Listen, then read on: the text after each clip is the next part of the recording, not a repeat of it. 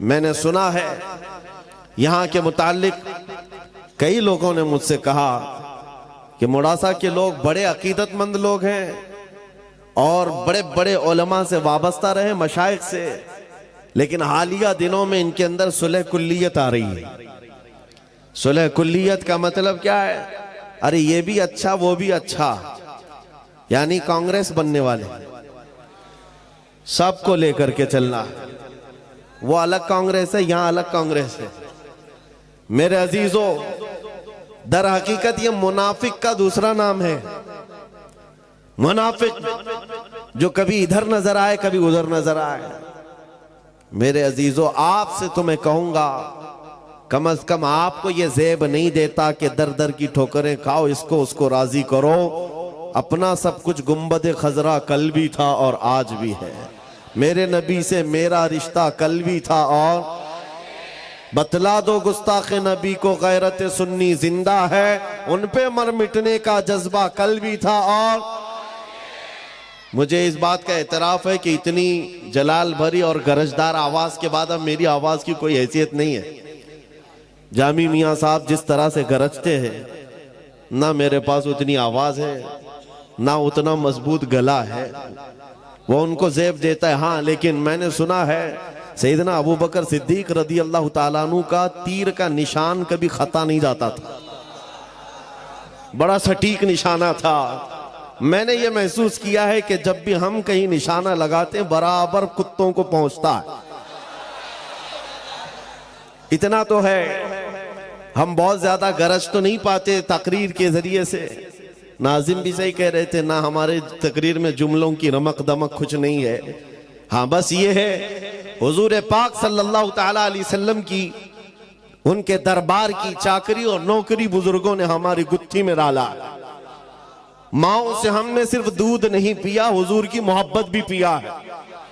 तो अब बात करेंगे तो हुजूर पाक सल्लल्लाहु ताला अलैहि वसल्लम की इज्जत के लिए बात करेंगे। अजीजान गिरामी वक़ार, हम आज जिन हालात के शिकार हैं, बहुत सारे लोगों ने तुम्हें नर्वस बना रखा है कि तुम्हारे पास कुछ नहीं है, और ऑलरेडी ये बहुत सारे एहसास कमतरी के शिकार हो गए। मैं इस तरह का कायल नहीं हूं, बुराइयां बहुत सारी हैं हमारे अंदर, उसकी इस्लाह होगी, लेकिन इसका मतलब ये नहीं है कि उम्मत पूरी खत्म हो गई। तुम्हारे पास कोई दौलत ही नहीं है, तुम बिखरे हुए हो, टूटे हुए हो, नहीं, मैं इसका कायल नहीं हूं। आज भी हमारे पास बहुत बड़ी दौलत है। इकबाल ने 100 साल पहले कहा था, जरा नम हो तो बड़ी जरखेज है मिट्टी ये साकी। मायूस नहीं हूं मैं अपनी किश्ते वीरां से इकबाल, जरा नम हो तो बड़ी जरखेज है ये मिट्टी। यानी सब कुछ आज दुनिया हमें बता रही है, ये सिर्फ और सिर्फ तुम्हें एहसास कमतरी की बीमारी में लाने के लिए। होता यह है कि आदमी को मैदान जंग में जाने से पहले अगर ये बता दिया जाए कि तेरे हाथ खराब हैं, तेरे पैर खराब हैं, तेरा दिमाग भी सही नहीं है, तो वो बेचारा शक में अपने आप को ही कमजोर महसूस करके पीछे भाग जाता है। अक्सर ऐसा हो रहा है। इस कौम को बार बार ये कहकर डराया जा रहा है कि तुम बिखरे हुए हो, टूटे हुए हो, तुम्हारे पास कुछ नहीं, और ये काम सुलह कुल्ली ज्यादा करते हैं। जमात के अंदर मौजूद गद्दार ये काम ज्यादा करते हैं। मगर हमारा मिशन ये है कि हमारे पास आज भी वो दौलत मौजूद है जो पूरी दुनिया को हिला सकती है। और देखा भी है हमने, देखा भी है, सिर्फ अपने इलाके में नहीं, यूरोप की सरजमीन को भी हिलते हुए देखा जब खादिम हुसैन व्हील चेयर पर बैठकर लब्बैक पुकारता था। माजूर पैरों से खड़े नहीं हो सकते थे, लेकिन उनके नारे में इतना दम क्या था कि यूरोप की पार्लियामेंट में उनके नाम पर डिस्कस होने लग जाए। पता यह चला कि कोई तो दौलत है जो आज भी पूरी कायनात को हिलाती है, कोई तो दौलत है तुम्हारे पास। मैं उसी की तरफ आता हूं। वो दौलत हासिल करना तुम्हारा असल शिवा हो। तुम्हारी जिंदगी का मकसद सिर्फ ये हो कि वो दौलत छीनने ना पाए, बाकी सब जाए, कोई फर्क नहीं पड़ता, कुछ फर्क नहीं पड़ता। आपको एक हदीस के जरिए से मैं बताता हूं। मेरे अजीजों, हो क्या गया है, हमने फख्र करने का जो तरीका है वो दूसरी चीजों पर सीख लिया। इसकी प्रॉपर्टी इतनी है, उसकी प्रॉपर्टी इतनी है, इसका नाम इस पे है, इसका मनसब ये है। इन चीजों को हमने फख्र का जरिया बनाया हुआ है। बल्कि असल चीज जो तुम्हारे पास दौलत है उसे फख्र का जरिया बनाते। दुनिया तुम्हारी आंख से आंख नहीं मिला सकती। आज नबी पाक सल्लल्लाहु तआला अलैहि वसल्लम के वो फरमान की तरफ आओ। आज जो गरीबी का एहसास कर रहे हैं और अपनी महरूमी का एहसास कर रहे हैं, उनके लिए मैं बात कर रहा हूं। जंगे बदर के बाद जब हुजूर सल्लल्लाहु अलैहि वसल्लम ने माले गनीमत तकसीम किया तो उसमें मुहाजिरीन को थोड़ा माल ज्यादा दे दिया। जो हिजरत करके आए थे उनको माल ज्यादा दिया, जो मदीने के रहने वाले अंसार थे उनको कम दिया।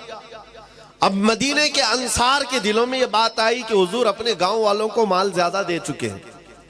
ये चीमी गोइयां चलने लगी।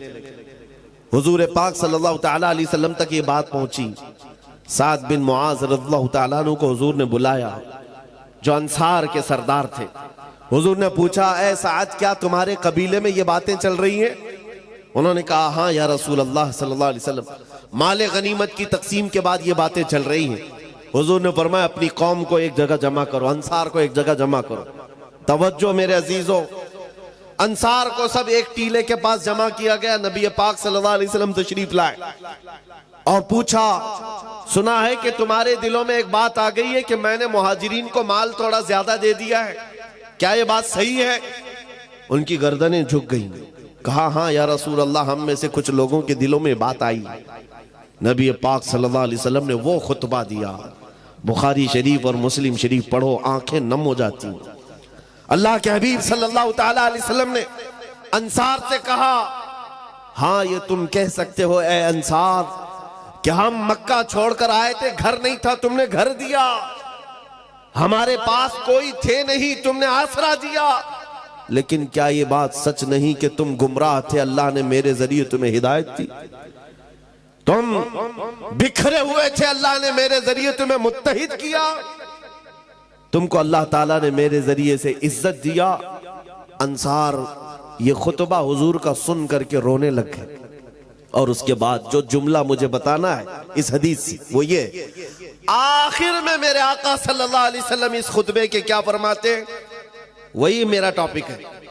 हुजूर फरमाते हैं, ऐ अंसार की जमात, क्या तुम इस बात पर राजी नहीं हो कि दुनिया वाले माल लेकर के जाएं और तुम अल्लाह का रसूल लेकर के जाओ? तुम अल्लाह का रसूल ले जाओ। अंसार कहते हैं, उस दिन इतना रोए थे कि उनकी दाढ़ियों से भी आंसू के कतरे टपक रहे थे। जब रसूल पाक मिल गए तो फिर क्या है।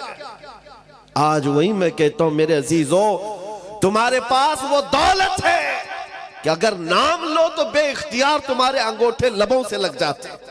आज भी वो दौलत है कि नहीं है? मुअज्जिन मस्जिद में पुकार रहा है, अशहदु अन्ना मुहम्मदर रसूलुल्लाह, तुम रास्ते पर चल रहे हो लेकिन अंगूठे चूम लेते हो। ये वो दौलत है जो तुम्हारे सीनों में मौजूद है। जब हुजूर की बात आए, चेहरों पर एक अलग रंगत आ जाती है। एक नात खां को पढ़ते हुए देखो, अगर हकीकत में हुजूर का तस्वुर लेकर के कोई सुनता है, उसके चेहरे की रमक दमक बताती है कि दिल कितना उजाला। आज भी तुम्हारे पास वो दौलत है, और अगर ये दौलत नहीं होती तो ये मीडिया के दज्जाली भेड़िए क्यों भौंक रहे होते? क्यों भौंक रहे होते? उन्हें तो पता है ये 14% है, यहां पर शुमार भी है ना, 14% है। हमारे लिए Shri Krishna report, Sachar committee report, सब कुछ है इनके पास। जो 10-10 साल सर्वे किए हुए जजेस ने रिपोर्ट पेश किया है सुप्रीम कोर्ट को कि मुसलमानों की हालत दलितों से भी नीचे है, बैकवर्ड हैं ये लोग, एजुकेशन में कम है, माल में भी कम है, ओहदों में भी कम है, डिपार्टमेंट में भी नहीं है, फौज में भी नहीं है। ये रिपोर्टें क्या ये मीडिया के दज्जाल नहीं पढ़ते? सब पता है, सब पता है, लेकिन बार बार हम पर भोंकते क्यों हैं?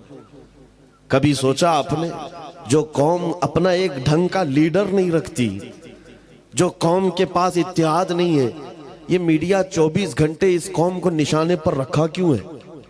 बात सिर्फ ये है कि तुम कहते हो हमारे पास कुछ नहीं, वो बार बार कहते हैं तेरे पास कुछ है, तेरे पास कुछ है। तुम बार बार कहते हो हम लुटे हुए हैं। वो कहते नहीं, तुम बड़े डरावने हो, तुम्हारे पास कुछ है।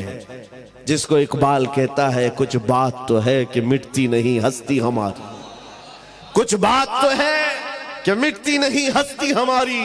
सदियों रहा है दुश्मन दौरे जमा हमारा, तौहीद की अमानत सीनों में है हमारे, आसान नहीं मिटाना नामो निशा हमारा। मेरे अजीजों, जिस दौलत को मैं आपके सामने रख रहा हूं वही हमारे फख्र का जरिया है। इकबाल ने तो दीन की डेफिनेशन जो की है वो क्या है? टोपियां लगाकर घूमना दीन नहीं, दाढ़ियां सजा करके घूमना इसी को दीन नहीं कहा जाता, जुब्बों को दीन नहीं कहा जाता।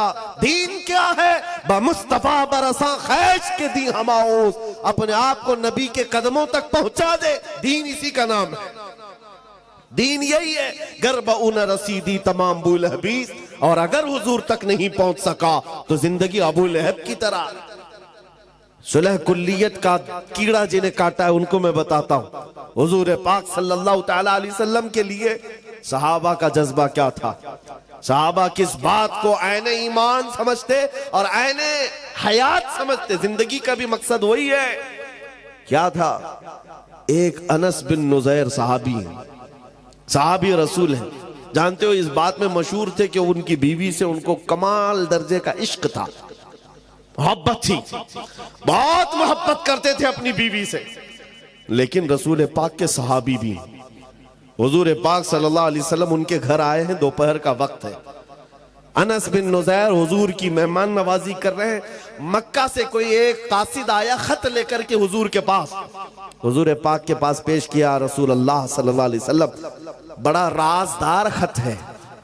हुजूर ने लिया, अनस बिन नुज़ैर को दिया, कहा कि पढ़ो अनस, क्या है इसमें, सुनाओ। अनस बिन नुज़ैर ने खत खोल करके सुनाया। मक्का वाले जंग की तैयारियां कर रहे थे, उनके जंगी हालात को खत में बयान किया गया। नबी पाक सल्लल्लाहु तआला अलैहि वसल्लम ने खत को बंद करके कहा, अनस ये तेरे और मेरे बीच राज है, तेरे और मेरे बीच राज है। हुजूर ने जैसे ही फरमाया, अनस बिन नुज़ैर ने गर्दन झुका ली। अल्लाह के नबी सल्लल्लाहु तआला अलैहि वसल्लम बाहर निकलकर तशरीफ ले गए। थोड़ी ही देर के बाद इनकी बीवी अंदर से बाहर आती है, कहती है, अनस क्या बात चल रही थी तुम्हारे और हुजूर के बीच में? अनस बिन नुज़ैर जो कमाल दर्जे का इश्क करते थे, मोहब्बत करते थे बीवी, कहते खबरदार, वो रसूलुल्लाह का राज, इसमें तुम बीच में मत आना। कमाल ईमान है ये। इश्क को एक तरफ रखो, हुजूर की जात अलग है। जहां नबी की बात आए, बीवी ने कहा मुझे भी तो सुनाओ, क्या बात है, मैं तुम्हारी इतनी करीबी हूं। कहा सब ठीक है। हुजूर ने फरमाया राज है। बीवी ने हंस करके कहा, अनस बिन नुज़ैर क्या छुपाते हो, दीवार के पीछे से मैंने सुन लिया है, मक्का से खत आया है, जंग की तैयारियां हो रही हैं। ओ, बीवी ने तो सुन लिया था। अनस बिन नुज़ैर ने क्या कहा जानते हो? कहा कुछ नहीं, सीधे जाकर गर्दन पकड़ ली अपनी बीवी की, जिससे कमाल दर्जे की मोहब्बत करते थे। गर्दन पकड़ लिया, कहा उस वक्त तक गर्दन से तेरे हाथ नहीं हटाऊंगा जब तक रसूलुल्लाह का फरमान नहीं आएगा, क्योंकि ये मेरे और नबी के दरमियान राज था। तूने सुन लिया तो कहीं अल्लाह मुझ पर अजाब ना भेज दे कि नबी के राज को इफ्शा किया है अपने इश्क और अपनी मोहब्बत की बुनियाद पर। और गर्दन पकड़ करके ले आए हुजूर तक। हुजूर पाक सल्लल्लाहु तआला अलैहि वसल्लम के पास लाए, कहा आका मेरा कसूर नहीं है, इसने दीवार के पीछे से बात सुन ली, आपने कहा था राज है, मैं इससे बहुत मोहब्बत करता हूं आका, लेकिन राज इसने सुन लिया है, मैं गर्दन से हाथ नहीं हटा रहा हूं, अगर आप फरमाए तो इसकी जिंदगी में खत्म कर दूं। अल्लाह के नबी सल्लल्लाहु अलैहि वसल्लम ने फरमाया, अनस वो मेरी सहाबिया है, वो आम औरत नहीं थी, सहाबिया थी, छोड़ दो, जिस तरह तुम राजदार हो वैसे ही वो भी राजदार। अल्लाह के हबीब सल्लल्लाहु तआला अलैहि वसल्लम ने फरमाया, तब अनस बिन नुज़ैर ने हाथ हटाया, उन सहाबा के मेयार को क्या पहुंच सकोगे, सारी दुनिया एक तरफ डाल दी। हुजूर अगर राजी है तो पूरी कायनात हमारी। ला युमिनु अहदुकुम हत्ता यकूना हवाहु तबअन लिमा जितु बिही, ये मेरे आका का फरमान सहाबा को याद था। तुम में से उस वक्त तक कोई मोमिन नहीं हो सकता जब तक कि अपनी ख्वाहिशात को मेरी मर्जी के मुताबिक ना बनाए। तुम अपनी ख्वाहिशात के मुताबिक जीने के लिए आए हो दुनिया में। यहां लोग, आपसे एक मसला मैं पूछता हूं, ये मेरी चादर है, मैं इसको चाहे 4 मरतबा फोल्ड करके पहनूं, 3 मरतबा, मेरा इख्तियार है कि नहीं है? मेरी चीज है, मैं जिस तरह चाहे पहनूं। मेरा अमामा है, मैं जिस तरह चाहे बांधूं। मेरी चीज का इस्तेमाल मैं जैसे चाहे कर सकता हूं, मेरा इख्तियार है। आपके पास जो चीज है, आप जिसके मालिक है, कुछ भी कर सकते हैं। लेकिन मैं आपसे एक मसला पूछता हूं, क्या सुसाइड करना, आत्महत्या करना, खुदकुशी करना इजाजत है इसकी? अरे जान तो तुम्हारी है। जैसे सारी चीजों को खुद इस्तेमाल कर लेते हो, जान को भी अपने हाथों से क्यों नहीं खत्म कर सकता? अपनी जान है, खुद मार क्यों नहीं सकता? नहीं, इसकी इजाजत नहीं है सुसाइड करने की। क्यों नहीं है? साफ सी बात है, जान के तुम मालिक ही नहीं तो जान ले कैसे सकते? अन्नबिय्यु औला बिल मुमिनीन मिन अनफुसिहिम। कुरान कहता है मोमिनों से उनकी जान से ज्यादा करीब, और जान के मालिक वो नबी रहमत की जात, मालिक रिकाबिल उमम। हम अपनी मर्जी से जीने नहीं आए यहां पर, हम अपनी ख्वाहिशात से जीने नहीं आए। जो ये कहता है वो झूठा है और वो धोखे में पड़ा हुआ आदमी है। मौलाना साहब अभी तो एंजॉय करने दो, थोड़ा बहुत इंटरटेन करने दो, जवानी है। तुमने अपने दिल की सुनी मेरे अजीज। शायद हो सकता है तुमने गैरों को देखा हो और उनके पीछे चल पड़े। ईसाई नाचते हैं, शराब पीते हैं, हिंदुओं के यहाँ अलग त्योहार आते हैं, इतने अलग अलग किस्म के उनके यहाँ भंगड़े होते हैं, मैं क्यों ना करूं? शेर चला कुत्ते की चाल, अपनी चाल भूल गया। तुमको नबी रहमत सल्लल्लाहु अलैहि वसल्लम की उम्मत में बनाया गया और रब ने खैर उम्मत का लक़ब तुम्हें दिया। तुम्हें कुत्तों को देखने के लिए नहीं भेजा गया, तुम्हें खालिद बिन वलीद को देखने के लिए भेजा गया है। सलाहुद्दीन अय्यूबी को देखो, मुस्तफा करीम के कदमों को देखो। अपने से नीचों को देखोगे तो नीचे बनते चले जाओगे, ऊपर देखो अल्लाह तुम्हें बुलंदी पर ले जाएगा। ऊपर देखो। अपनी ख्वाहिशात से हम जीने नहीं आए हैं। हमें जो करना है यहां पर, एक बात मैं बताता हूं, सूफिया इकराम का एक मसलक है। जब वो किसी की तरबियत करते, मुजाहिदे करवाते, मुजाहिदे हैं, मुराकबे हैं, मुहासबे हैं, मुकाशफे हैं, ये मंजिलें हैं। वहां पर पहले खाने को तर्क करवाया जाता है, दुनिया की ख्वाहिशात निकाली जाती है, नींद कम, बोलना कम, खाना कम, बहुत कुछ वहां तरबियतें होती। लेकिन एक मंजिल है मुराकबे की, मुराकबा। ये क्या होता है मुराकबा मालूम है? हजरत जुनैद बगदादी रहमतुल्लाह ताला अलैह ने फरमाया, मुराकबा करो और जिसका मुराकबा मुकम्मल हो गया वो अल्लाह का वली बन गया। मुराकबा क्या है, सुनना चाहेंगे आप? बहुत आसान अमल दे रहा हूं, बहुत आसान अमल। मुजाहिदे में बहुत लंबी नमाजें हैं, रात रात भर खड़े होकर इस्तिग़फ़ार करते रहो मुजाहिदे। मुराकबा बहुत आसान है। क्या है? बस आंख बंद करके खामोश थोड़ी देर बैठ जाना, बस यही मुराकबा है, कुछ नहीं है इसमें। मुराकबा आंख बंद कर खामोश बैठना। 5 मिनट बैठो कि 10 मिनट बैठो, घंटा भर बैठो, तुम्हारा इख्तियार, लेकिन थोड़ी देर खामोश बैठना है।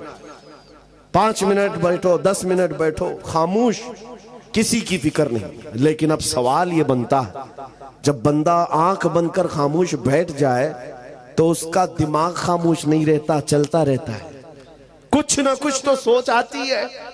अरे वो कहीं पे भी तन्हा बैठे तो उसकी अकल के घोड़े दौड़ते रहते हैं, वो खामोश नहीं हो सकते। हजरत जुनैद बगदादी से पूछा गया कि मुराकबे में अगर थोड़ी देर खामोश बैठना ही इबादत है और सोच आती रहे तो क्या सोचे? सोचों पर तो पहरा नहीं लगा सकते। आपने फरमाया हाँ बिल्कुल सही, सोचों पर तुम पहरा नहीं लगा सकते, रोक कंट्रोल नहीं कर सकते। एक बात सोचना है तुम्हें, मुराकबे में एक बात बार बार सोचना है। पूछा गया क्या सोचना है? कहा बस इतना सोचना है कि मुझे इस दुनिया में क्यों पैदा किया गया, बस यही चीज सोचना है मुराकबे में। मैं यहां क्यों आया, मुझे क्यों पैदा किया गया, ये मेरी जिंदगी क्यों दी गई? ये सोचते रहो, बार बार सोचते रहो, मुराकबे में यही सोचते रहो, फिर क्या होगा? हजरत जुनैद फरमाते एक वक्त आएगा तेरा जमीर पुकार कर खुद ही जवाब देगा तू क्यों आया। तेरा दिल पुकार कर जवाब देगा तू क्यों आया है। मैं मिसाल में बताऊं, जिसका मुराकबा कंप्लीट हो गया वो क्या जवाब देता है? बैठ करके रोजाना सोचता हो मैं क्यों आया, मेरी जिंदगी क्यों मिली, मुझे हयात क्यों दी गई, मुझे क्यों भेजा गया, रोज सोचता रहे। एक दिन उसका मुराकबा कंप्लीट होता है तो दिल उसका पुकार कर कहता है जिंदगी ये नहीं किसी के लिए, जिंदगी है नबी की नबी के लिए। ना समझ मरते हैं जिंदगी के लिए, जीना मरना है सब कुछ नबी के लिए। जिसका मुराकबा कंप्लीट हो गया, ताजुश शरिया ने पुकार कर कहा था जिंदगी ये नहीं है किसी की, हाँ जिंदगी है नबी की। ये जमीर पुकार कर खुद जवाब देता हम क्यों आए। और आला हजरत का मुराकबा हुआ होगा, तब उन्होंने क्या कहा था? दहन में जुबान तुम्हारे लिए, बदन में है जान, और हम आए यहां उठे भी वहां। जमीर पुकार कर कह रहा है हम अपने लिए नहीं आए हैं या रसूल अल्लाह, जीना मरना तुम्हारे लिए, हुजूर के लिए आए हैं। उसी इमाम ने कहा था ला युमिनु, उसी इमाम ने कहा अला ला ईमान अली मल्ला मोहब्बत अला, उसका तो ईमान भी नहीं जिसके सीने में उनकी मोहब्बत नहीं। अजीजा ने गिरामी वकार, जिंदगी का मकसद समझो। कुरान में भी अल्लाह फरमा रहा है फहसिबतुम अन्नमा खलकनाकुम अबसा, तुम क्या ये गुमान करके बैठे हो कि हमने तुमको बेकार पैदा किया है? अल्लाह ने किसी को बेकार नहीं पैदा किया। तुम चौक पर, चौराहों पर, गटर नालों पर बैठकर अपनी जिंदगी को तबाही पर ना ले जाओ। तुम्हारा एक एक लम्हा कीमती है नौजवानों, तुम्हारी जिंदगी बड़ी कीमती है। सहाबा की जिंदगी को देखो, अल्लाहु अकबर।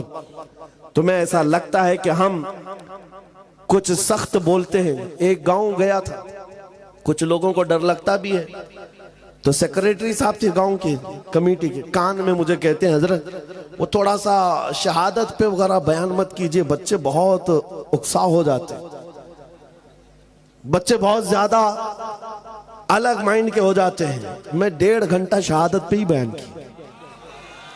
कहा जिस चीज को तुम अपनी कौम से छीनना चाहते हो मैं वो देना चाहता हूं। तुम्हें क्या पता है शहादत की लज्जत क्या है? गैरों के तलवे चाटने वालों को क्या खबर है? हुजूर पाक सल्लल्लाहु ताला अलैहि वसल्लम की वफा के लिए जिन बच्चों ने अगर आज़म भी उठाया है, उनके हौसलों को ना तोड़ो। बस बात हम इतनी करते हैं कि हम गैर कानूनी काम नहीं करते जी, हम गैर कानूनी काम नहीं करते। मैंने आज तक बारहा ये कहा है, पूरी दिल्ली से लेकर मुंबई तक पता नहीं कितनी एजेंसियां बार बार तफ्तीश के लिए आती हैं, जो भी कि क्या खुफिया मीटिंग है, खुफिया प्लानिंग। आज तक हमने कोई सीक्रेट मीटिंग की ही नहीं, कोई खुफिया प्लानिंग किया ही नहीं, ना ही किसी के मारने का, ना ही किसी की प्लानिंग का। इसलिए कि हम तरबियत छुप करके अंडरग्राउंड नहीं देते, मैदानों में अलल ऐलान कहते। जो भी बात कर रहे हैं ये मिंबर पर कर रहे हैं। बात सुनो, मैं क्या कह रहा था। हुजूर पाक सल्लल्लाहु ताला अलैहि वसल्लम के लिए अगर आप ये समझते हो कि अभी मेरी जवानी है, मैं जवानी में अभी ऐश करूंगा, आप मदीने के उस दूल्हे के बारे में क्या कहोगे जिसकी आज ही शादी हुई?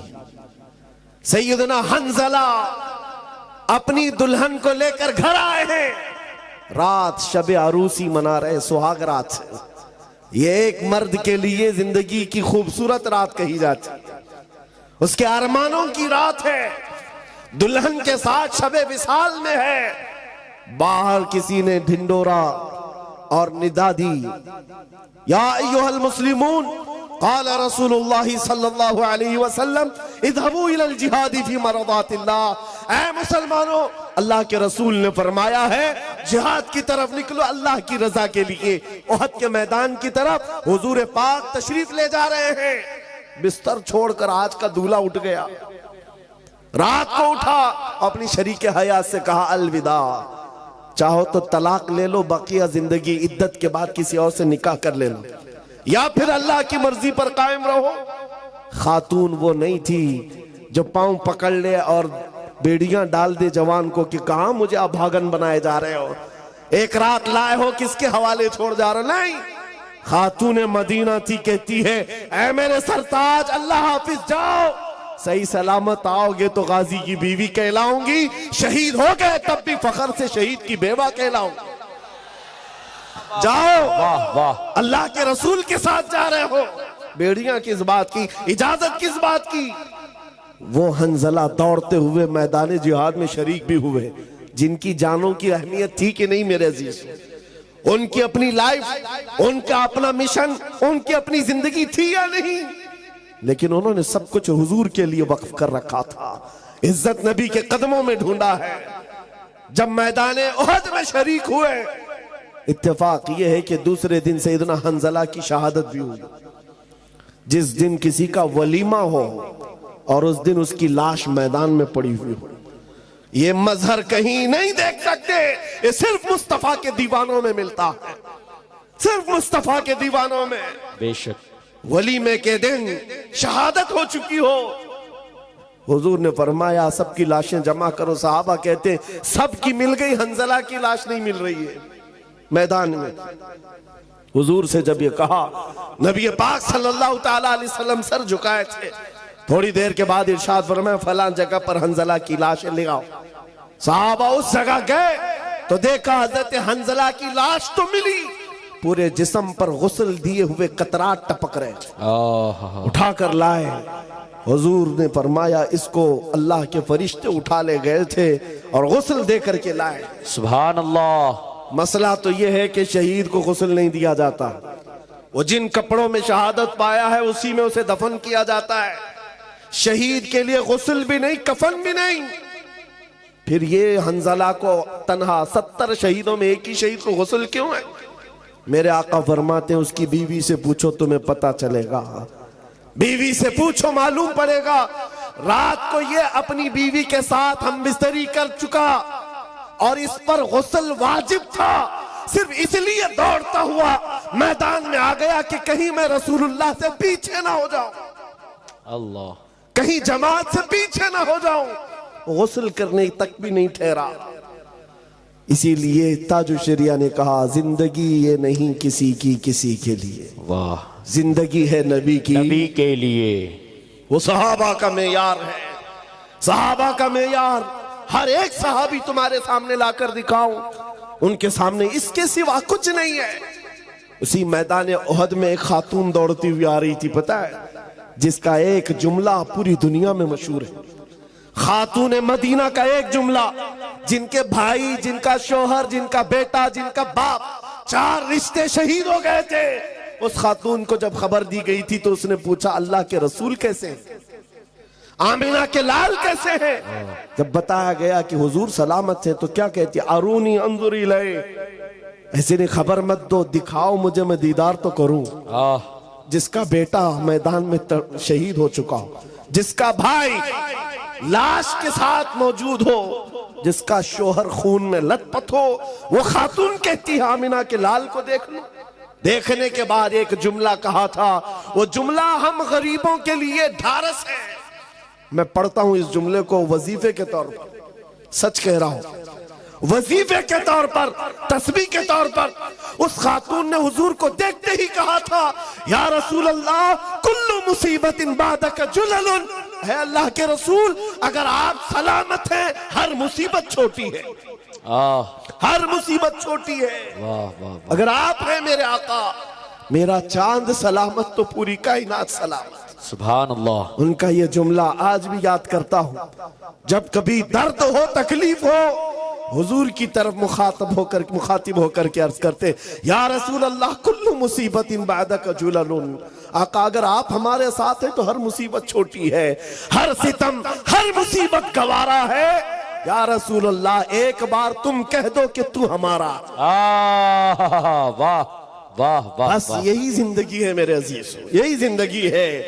ये वफादारी के साथ जब हमारा जवान खड़ा हो जाए, जीना मरना है सब कुछ किसके लिए? नबी के लिए। जीना मरना है सब कुछ नबी के लिए। एक नौजवान सहाबी, सुनो मेरे अजीज, शादी के लिए लड़की कोई नहीं देता था। काले अब्दुल्ला असवद हुजूर के पास आए, कहा हुजूर शादी का वक्त हो गया, कोई अपनी लड़की देता नहीं। हुजूर ने एक अंसारी साहबी के घर भेजा, जा कहना कि मैंने पैगाम भेजा है। और ये किसके घर हुजूर ने भेजा था? उस अंसारी साहबी के घर जिनकी बेटी मदीने की सबसे खूबसूरत, और ये काले रंग के साहबी ये पैगाम लेकर के आए उस सहाबी के पास। वो सकफी थे, अंसारी थे। जवान जब आकर खड़ा हुआ, कहा उस सहाबी ने, क्या बात है? कहा मैं आपकी बेटी के निकाह का पैगाम लाया। कौन भेजा? अल्लाह के रसूल ने भेजा। माँ माँ होती है, बाप बाप होता है, बेटी के लिए कुछ तो सोचेगा। ऊपर से नीचे देखा, काले रंग का नौजवान, हमारी बेटी दुशीजा, खूबसूरत परियों जैसा रंग। कहा हम बाद में बताते हैं। इतना ही कहा था, हम बाद में बताते। अब्दुल्ला असवद कहते हैं उनको तो कोई ताज्जुब नहीं था, रोज रिजेक्ट करते थे, आज भी हो गया। उनके लिए कोई ताज्जुब की बात नहीं। वापस जा रहे थे, जैसे ही वो वापस निकले, जवान लड़की दुशीजा मदीने की, अंसारी की बेटी अंदर बैठी हुई बाहर आई। बाबा क्या बात है, कौन आया था? बाप ने कहा बेटी तेरे निकाह का पैगाम लेकर के आया था। किसने भेजा? अल्लाह के रसूल ने। कहा आपने क्या कहा? कहा उसका रंग तो काला था, जवान तो कुछ काम भी नहीं है, उसका घर भी नहीं है। बेटी ने अंदर से क्या कहा? बाबा आपने कौन सी खता की? आने वाले के रंग को देखा, भेजने वाले के हुस्न को नहीं देखा। सुभान अल्लाह। भेजने वाले के हुस्न को नहीं देखा। वो अहसनु मिनका लम तरा कत्तु व अजमलु मिनका लम तलिदिन निसा। उस रसूल का हुस्न नहीं देखा। क्या बात है, वाह। बेटी ने बाप को तंबीह कर दी। ये ईमान था, अपनी ख्वाहिशात को मार डालो हुजूर के साथ। बेशक बेशक। जब नबी ने फरमा दिया अपनी ख्वाहिशात क्या चीज है, जैसे ही उस सहाबी को एहसास हुआ, वो दौड़ते हुए आए हुजूर के पास। और ये अब्दुल्ला असवद काले रंग के सहाबी हुजूर को अभी अपना वाकया बता ही रहे थे कि आका उन्होंने भी रिजेक्ट कर दिया। तब तक बाप भी दौड़ते हुए आए। कहा या रसूल अल्लाह माफी चाहता हूं, हुक्म के अमल में ताखीर की माफी चाहता हूं, मुझे माफ कर दे। मेरी बेटी भी राजी है, मैं भी राजी, मेरी बीवी भी राजी। आप इस नौजवान से मेरी बेटी का निकाह कर दें। मस्जिद नबवी में उस काले रंग के सहाबी का निकाह मदीने की हसीन लड़की के साथ खुद मेरे आका फरमा रहे। निकाह हो गया, घर भी नहीं है। हुजूर ने पैसे दिए, जाओ शादी का सामान खरीद लाओ, कुछ सामान ले आओ, घर बसाओ आज जा करके। अब्दुल्ला असवद शादी का पैसा लेकर बाजार में गए। शाम का वक्त था, माल हाथ में है, खरीदने के लिए तैयार हैं। ढिंडोरची ने आवाज दी कि अल्लाह के नबी सल्लल्लाहु अलैहि वसल्लम पर मदीने पर मुशरिकीन का हमला हुआ है। आका सहाबा के साथ मदीने से बाहर जा रहे हैं। यह अब्दुल्ला असवद है जो शादी का सामान खरीदने गए थे, अब तलवार खरीद रहे हैं, नेजा खरीद रहे हैं, भाला खरीद रहे हैं, घोड़ा खरीद रहे हैं, लोहे की खुद खरीदा और लोहे की जीरा खरीदा। पूरा पैसा जंग के सामान में खर्चा कर दिया, सब खर्चा कर दिया, एक रुपया भी नहीं बचाया। ये तो सोचते जंग करेंगे, बाद में तो शादी करनी है, बाद में तो घर बसाना। नहीं, अल्लाह के नबी के साथ जाना है। माल किस चीज का नाम है? अपनी ख्वाहिशात किस चीज का नाम है? और अपनी ख्वाहिश जंग में जाने की जितनी थी पूरी कर लिया, सारे सामान ले लिया, माल से सब आया। और जब सफे लग रही थी, ये घोड़े पर बैठ कर के आए जिनके पास घोड़ा भी नहीं था। नया घोड़ा है, नया लिबास है, और टोपी लोहे की, जीरा लिबास लोहे का, तलवार चमकती हुई। और जैसे ही सफों में दाखिल हो रहा है, कुफार और मुशरिकीन में तहलका मचाया हुआ है, दरहम बरहम कर रहा है। हुजूर पाक सल्लल्लाहु अलैहि वसल्लम अपने खीमे से बैठकर देख रहे थे। सहाबा को बुलाया, पूछा ये बतल जलील कौन है, ये बहादुर कौन है? सहाबा पीछे लग गए, इधर से उधर से देख रहे, नकाब पड़ा हुआ है चेहरे पर, कोई नहीं पहचान रहा। आकर के हुजूर से कहा, आका ये तो अल्लाह की रहमत है, कहीं दूसरे, कहीं बाहर से आया हुआ है, मदीने का नहीं लगता, हम में से नहीं, हमारी जमात का नहीं, कोई और आया मदद के लिए। हुजूर ने मुस्कुरा कर कहा, तुम नहीं पहचान रहे, मैं उसके कहनियों के काले रंगत से पहचान रहा हूं, मेरा अब्दुल्ला असवद। अब्दुल्ला असवद है, मैंने उसको शादी का सामान खरीदने के लिए पैसे दिए थे, उसने सारा पैसा, सारा माल असबाबे जंग खरीदने में लगा दिया। मेरे अजीजों, शाम का वक्त था जब इसी अब्दुल्ला अस्वद को नेजा मार करके दुश्मनों ने शहीद कर दिया। आज का दूल्हा, ख्वाहिशात होती हैं कि नहीं होती? शादी करने की किसकी ख्वाहिश नहीं है? अरे जिसकी शादी अभी 4 दिन बाकी है, अम्मा बहनें सब उसको घर में बिठा देती, बाहर नहीं निकलना, नजर लग जाती है जी, बाहर नहीं जाना। वो हल्दी भी पहना है, पता नहीं लीमू भी लेके घूम रहा है और क्या क्या लोहा भी रख के घूमता है, अलग अलग रस्में हैं। कितना डर है तुम्हें अपने इस दूल्हे से। वो दूल्हे मदीने के कैसे थे जिनकी माएं दूध भी हुजूर के नाम पे पिलाती, सुभान अल्लाह, हुजूर के नाम पर पिलाती थी। अब्दुल्ला अस्वद जब शहीद होकर गिर गए, 70 शहीद थे मैदान अहद में, लेकिन हुजूर पाक चल करके जब सब शहीदों को देख रहे थे, मुआयना कर रहे थे, अब्दुल्ला अस्वद के पास आए, नीचे बैठ गए हुजूर जमीन पर। मेरे आका जमीन पर बैठ गए, उनका सर उठाकर अपनी गोद में रख लिया और उनके सर से टोपी उतारी और अपने हाथों से उनके चेहरे की धूल को साफ किया। सहाबा कहते हैं शहीद तो बहुत थे, लेकिन अब्दुल्ला अस्वद की शहादत पर हम सबको फख्र था। पूरी दुनिया शादी में जितनी खुशियां नहीं मनाती होंगी, वो हुजूर की गोद में खुशियां मना रहा।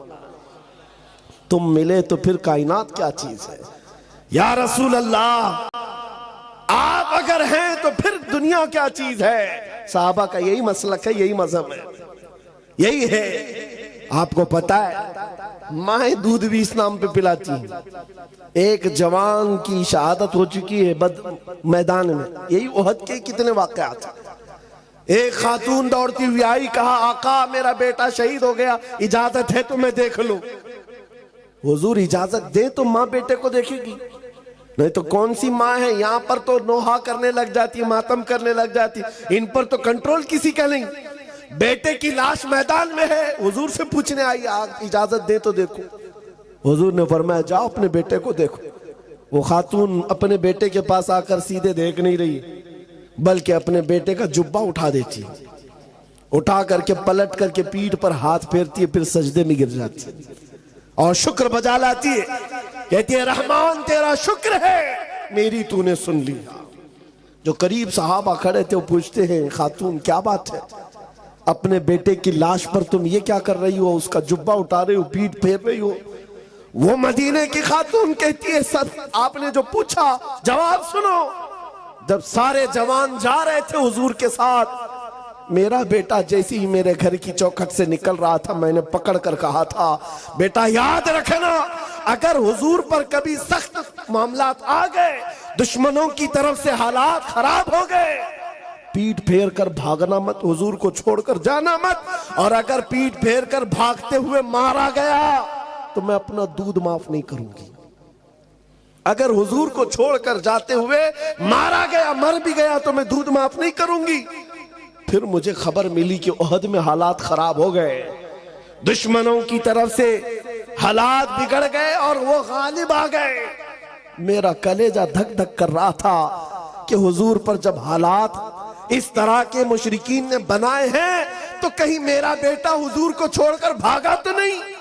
मैं दौड़ती हुई मैदान में आई, लोगों ने कहा नहीं तेरा बेटा शहीद हो गया, तब भी इत्मीनान नहीं हो रहा था, भागते हुए तो नहीं मारा गया है। मैंने आकर पलट करके उसकी पीठ को सिर्फ इसलिए देखा कि पीछे से तीर लग करके मरा है तो भागते हुए मरा होगा, लेकिन अल्लाह का शुक्र है मेरे बेटे की पीठ पर एक भी तीर नहीं, सारे तीर सीने पर खाकर मरा। मां का फख्र भी यही है, जिंदगी ये नहीं किसी की और जिंदगी है नबी की। ना समझ मरते हैं जिंदगी के लिए, जीना मरना है सब कुछ। अजीजा ने गिरामी वकार, रात ज्यादा हो गई, मैं जिस बात को लेकर के अर्ज कर रहा हूं, काश तुम्हें यह एहसास हो जाए वो दौलत जिस दिन तुम्हारे अंदर शबाब के साथ आ जाए, लोगों का आंखों से आंखें मिलाना दूर, तुम्हारे सामने चेहरा उठाना भी मुश्किल हो जाए। ये अल्लाह ताला ने रौब रखा है इश्क रसूल की दौलत में। दूर बैठकर भौंकने वाले कुत्ते बहुत भौंकेंगे, लेकिन जहां ये दौलत इश्क मुस्तफा हो, उसके साथ दुनिया आज भी मुकाबला करने से कतराती है, डरती है। आला हजरत ने दुआ भी यही किया था, या इलाही जब रजा ख्वाबे गिरा से सर उठाए, दौलत बेदार इश्क मुस्तफा का साथ। जब कयामत के दिन बहुत लंबी नींद से हम उठेंगे तो यार अब हमारे पास अगर कोई दौलत हो तो सिर्फ हुजूर की मोहब्बत। ये चीज ऐसी है जिससे बंदा बेखौफ हो जाता है। आज मैं आपको मिसाल के लिए कह रहा हूं, जितनी बातें कही हो सकता है आपको लगता हो तारीख की बातें, पुरानी बातें होंगी, किताबों की होंगी। ए नौजवानों, करंट इश्यूज को भी अगर देख लो तो तुम्हारा सीना चौड़ा हो जाए। वो फिलिस्तीन के निहत्थे मुसलमानों को देखो, गज्जा में रहने वाले वो निहत्थे मुसलमान जिनके पास खाने के लिए लुक़मे नहीं, और मुकाबिल में जो दुश्मन की ताकत खड़ी है वो सुपर पावर ताकतें हैं। यूरोपीय यूनियन पूरा का पूरा खड़ा है, सारे पेट्रोल मिसाइल सारे बम उन पर आजमा लिए गए, लेकिन 5 साल के बच्चों से भी ईमान खत्म नहीं कर सके। क्यों? डर है। 10,000 से ज्यादा बच्चों को मौत के घाट उतारा, 20,000 के करीब शहीद हो गए, लेकिन दुनिया अब भी ये कह नहीं सकती कि हम फतह याब हो। इजराइल के कुत्तों को कयामत आ जाएगी ये कहने के लिए कि हम फतह पा ली। हाँ, इसलिए कि वो बच्चों के अंदर इतनी सख्तियां हैं, नाकों तले चने छपवा देते हैं। इनकी बड़ी बड़ी बख्तर बंद गाड़ियां, उसमें भी ये डर के मारे सहमे हुए होते हैं। किस बात से डरते इजरायली कुत्ते? ये सारी फौज किस बात से डरती है तुम्हें पता है? उन निहत्तों के पास गोली बम बारूद कुछ नहीं, अरे उनके नन्हे कंकर और पत्थरों से भी तुम्हारा कलेजा चिर जाता। वजह सिर्फ ये है, जहां ये दौलत इश्क मुस्तफा हो फिर वो पूरी कायनात को हिला कर रखता।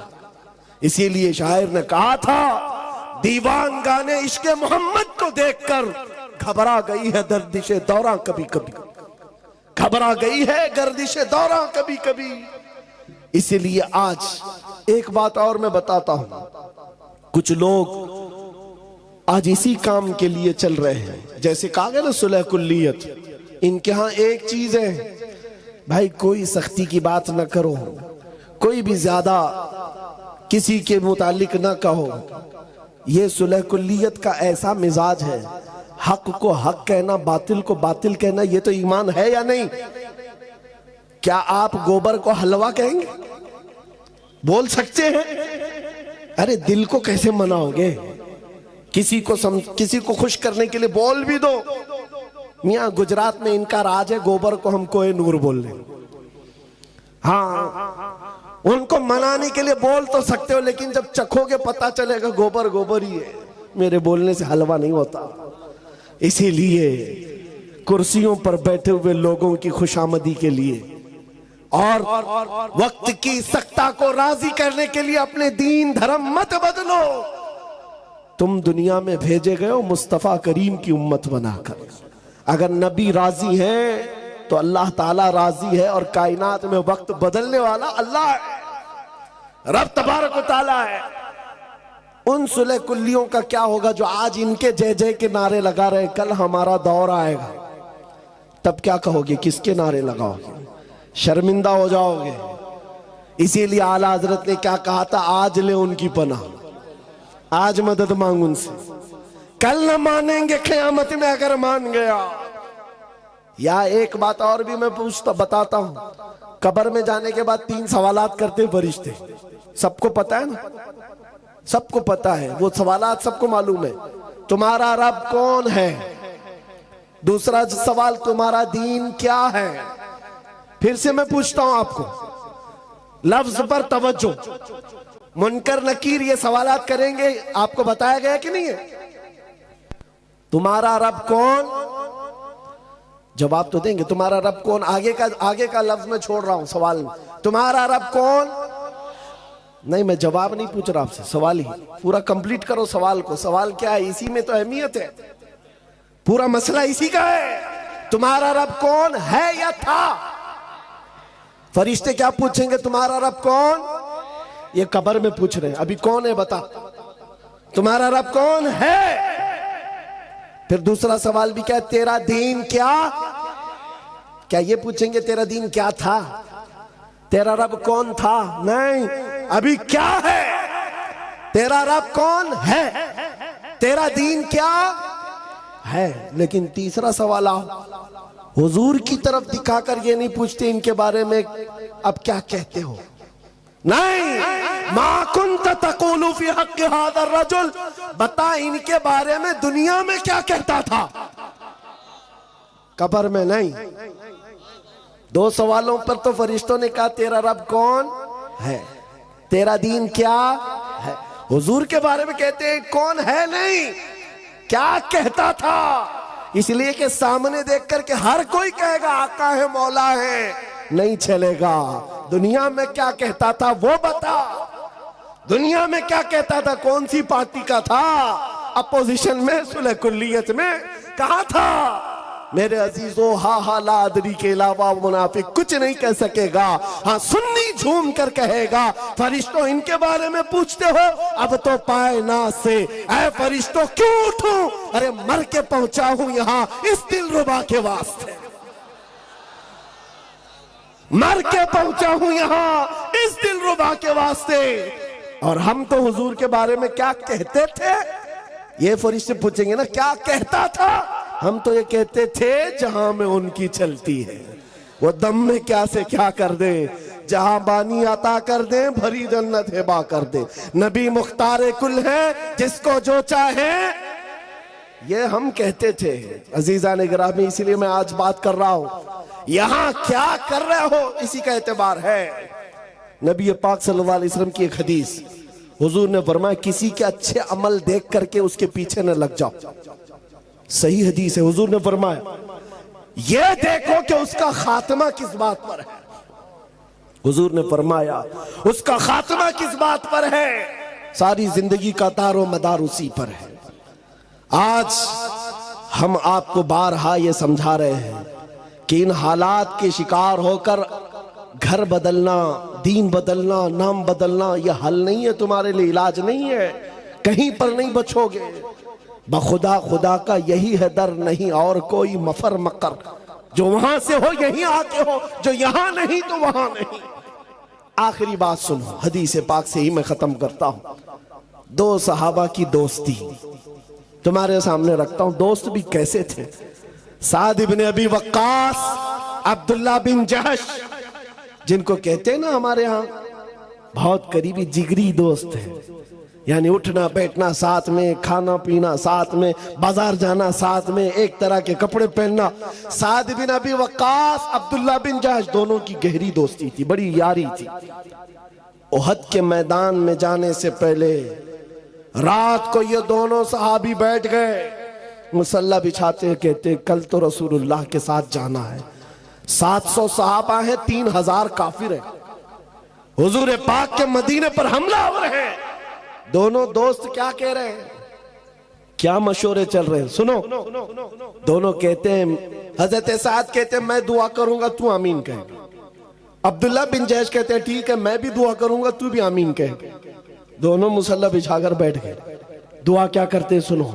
साद इब्न अबी वक्कास हाथ उठाते हैं, या रब्बल आलमीन, कल सुबह जब रसूलुल्लाह के साथ हमारा जाना होगा, सफों में हम आगे बढ़ेंगे तेरे नबी के नाम की इज्जत की हिफाजत के लिए, मौला करीम मेरे सामने दुश्मनों का जो सबसे बड़ा पहलवान हो उससे मेरा मुकाबला करा दे। दुआ क्या कर रहे हैं, जो सबसे बड़ा पहलवान हो मौला उससे मेरा मुकाबला करा। क्यों, साद इब्न अबी वक्कास की दुआ है, उधर अब्दुल्ला बिन जहश कह रहे आमीन आमीन। साद इब्न अबी वक्कास कहते मौला जब बड़े दुश्मन से मेरा मुकाबला हो, कभी मैं उसको सामने से मारूं, कभी दाएं से मारूं, कभी बाएं से मारूं, कभी पीछे से मारूं, फिर उसको गिराकर उसके सीने पर परचम इस्लाम लहराऊं, फिर कहूं लब्बैक या रसूल अल्लाह, फिर कहूं रसूलुल्लाह की इज्जत बुलंद है। यह दुआ है, दुआ रात के वक्त। और कल मैदान जंग में जाना है, जान हथेली पर लेकर दुआ। अरे ख्वाहिश भी कैसी, अरे कोई और जंग में गए भी ना सिपाही तो छुप छुप करके जान बचाते हैं कि दुश्मनों के वार ना आए। और ये साद इब्न अबी वक्कास कहते हैं जो सबसे बड़ा दुश्मन पहलवान हो मेरा उससे मुकाबला हो। दुआ पर आमीन कहा अब्दुल्ला बिन जहश ने। करीबी दोस्त थे, जिगरी यार थे। उसके बाद जब दुआ खत्म हुई कहा अब्दुल्ला बिन जहश अब मेरी दुआ हो, तुम आमीन कहो। ये दुआ के लिए हाथ उठाते हैं। जब भी मैं हदीस पढ़ता हूं आंखों से आंसू आ जाते हैं।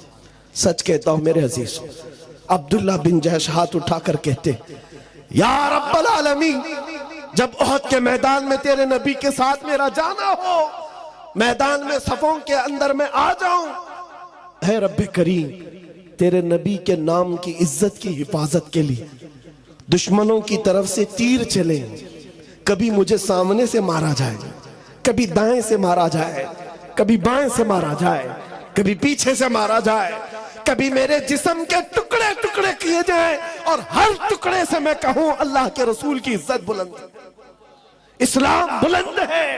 ये ख्वाहिश, एक की ख्वाहिश है बड़े पहलवान से मुकाबला करने की, एक की ख्वाहिश है कि हुजूर के नाम पर कट कट कट कट के मर जाने की। दोनों ने आमीन कहा। उसके बाद सुबह हुई, सफों में गए। जानते हो मेरे अजीजों, ये सहाबा ऐसे थे, रसूल करीम सल्लल्लाहु अलैहि वसल्लम के चहेते सहाबा हैं। जब मैदान ओहद में गए तो साद इब्न अबी वक्कास के सामने दुश्मनों का जो सबसे बड़ा पहलवान था, जिसके बारे में कहा जाता था वो 1000 इंसानों की ताकत रखता है, वो मुकाबिल में आया। साद इब्न अबी वक्कास ने कहा रहमान ने मेरी सुन ली, मेरी दुआ कबूल हुई। उसके बाद साद इब्न अबी वक्कास तीर चलाने लगे, हमला करने लगे। अरे इस तीर से बचता कौन? ये साद इब्न अबी वक्कास के वो तीर है। जब ये तीर चलाते, कसम रब्बे जुल जलाल की मेरे अजीजों, ये मकाम ये मर्तबा किसी को नहीं मिला जो साद इब्न अबी वक्कास को मिला। मेरे आका पीछे खड़े होते और यूं कहते इरमी या साद बि अबी अंत व उम्मी, ऐ साद तीर चला, मेरे माँ बाप तुझ पर कुर्बान। हुजूर कह रहे सारी दुनिया ये कहती है अल्लाह के रसूल मेरे माँ बाप आप पर कुर्बान, और रसूलुल्लाह कहते साथ तीर चला मेरे माँ बाप तुझ पर कुर्बान। ये एक ही सहाबी है, तन्हा इर्मिया साथ, ऐसा तीर चला। तीर चला थे और हकीकत में वैसे ही हुआ जैसे उनकी मर्जी थी।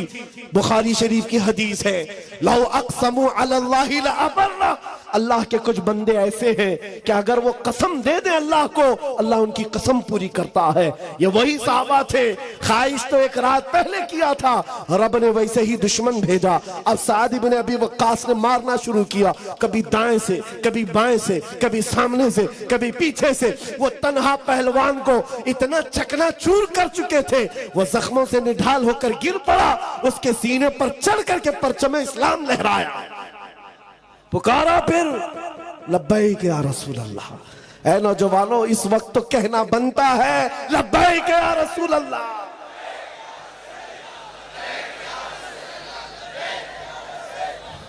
सुनो आगे की बात। इनकी दुआ तो कबूल हुई और अब्दुल्ला बिन जहश की दुआ भी कबूल हुई। रात को उन्होंने जो दुआ किया था, हुआ ये कि दोपहर के वक्त वो लड़ते हुए काफिरों के नरगे में आ गए, दुश्मनों की भीड़ में आ गए। दुश्मनों ने अब्दुल्ला बिन जहश को दाएं से मारा, बाएं से मारा, सामने से मारा, पीछे से मारा। इतना मारा, उसके बाद गिराकर उनके जिस्म की 80 बोटियां की, 80 टुकड़े किए थे। ये वो अब्दुल्ला बिन जहश है जिनके जिस्म के टुकड़ों को रस्सियों में पिरोकर काफिरों ने हार बनाकर पहना था, हार बना लिया था। अब्दुल्ला बिन जहश। मेरे अजीजों, अब जो बात कहनी है वो खुलासा कलाम, तकरीर का मेरे माहसल है, लुब्बे लुबाब है। जंग के खत्म के बाद जिसका बहुत करीबी यार दुनिया से गया, उस पर क्या बीतती है।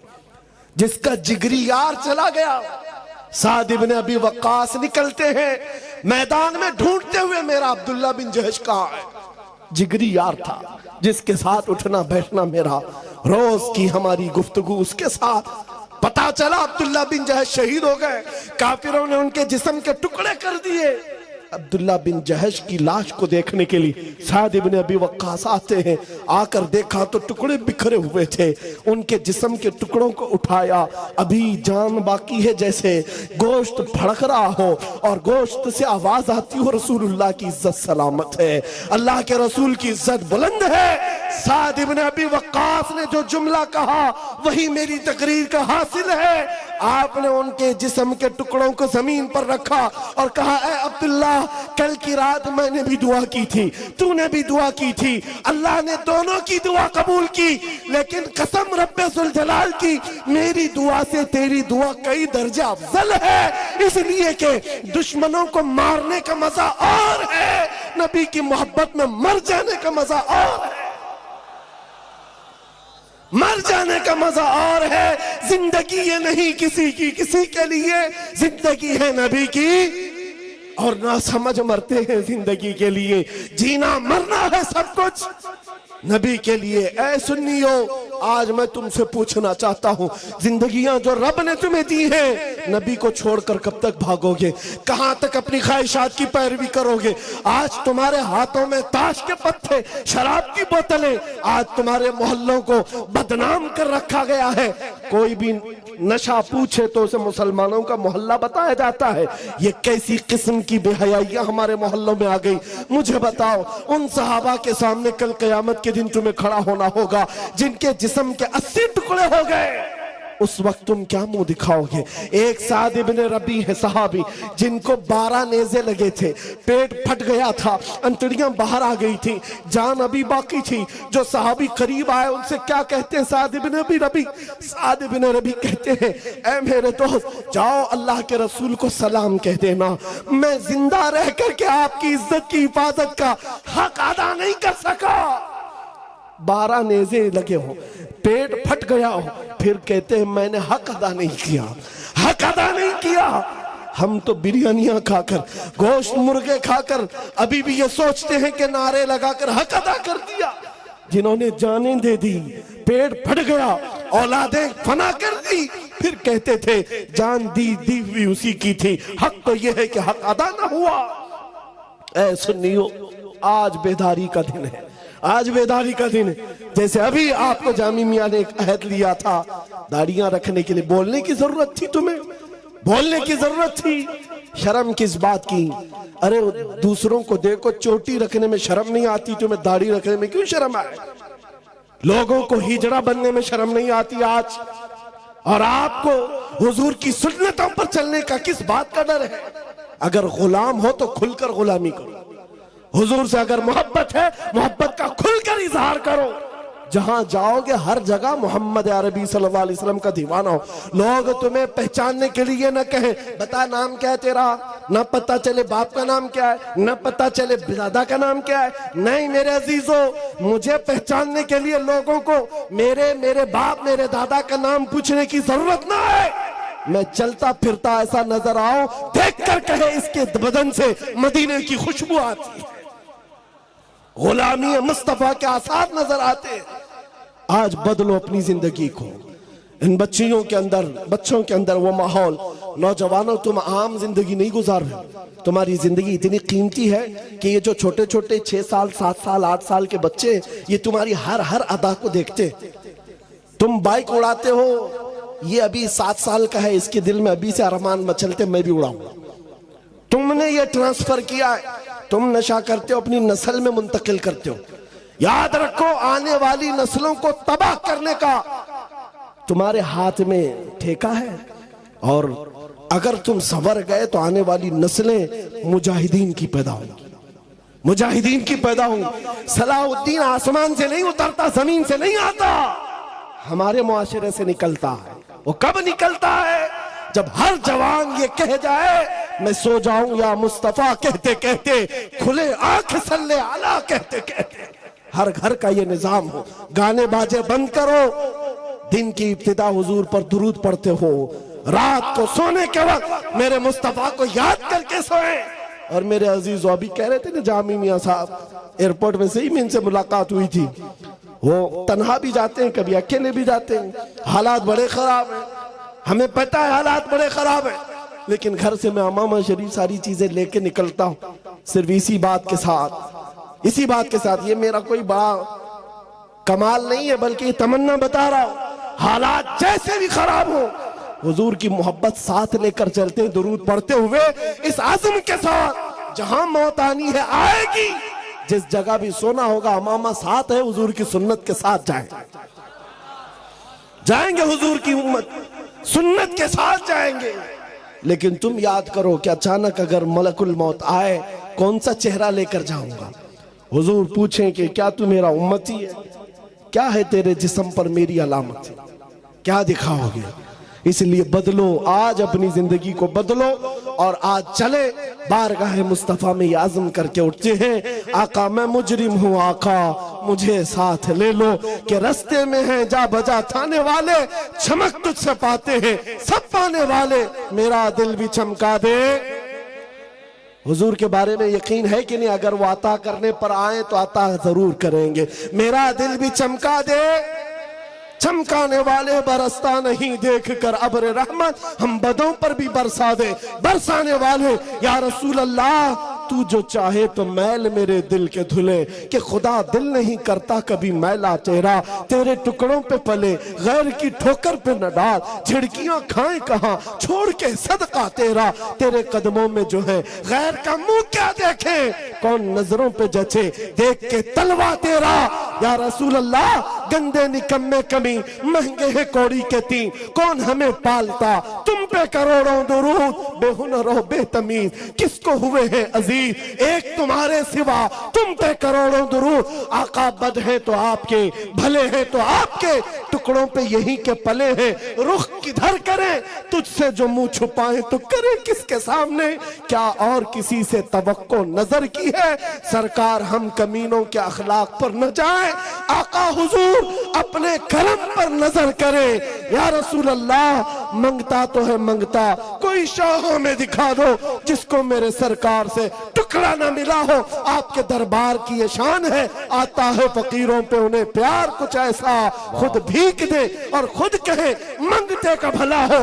आका हमारा ये यकीन है, मुड़ासा में बैठा हुआ ये मैदान इस यकीन के साथ पुकार रहा है, हम में से हर एक का चेहरा आका आपकी नजरों के सामने मौजूद है, हम सबको आप मुलाहिजा कर रहे हैं। एक बार करम की नजर हो जाए, तलम फरसूदा जा पारा से हिजरा या रसूल अल्लाह, दिलम पशमुर्दा आवारा से ऐसियां या रसूल अल्लाह, चुसूए मन गुजर आरी मने मिस्कीन नादारी, फिदाए नक्श नालेन कुनम जा या रसूल अल्लाह। कौन देता है देने को मुंह चाहिए, अरे देने वाला है सच्चा, देने वाला है सच्चा। लब्बैक या रसूल अल्लाह, क्या रसूल अल्लाह, लब्बैक या रसूल अल्लाह, क्या रसूल अल्लाह।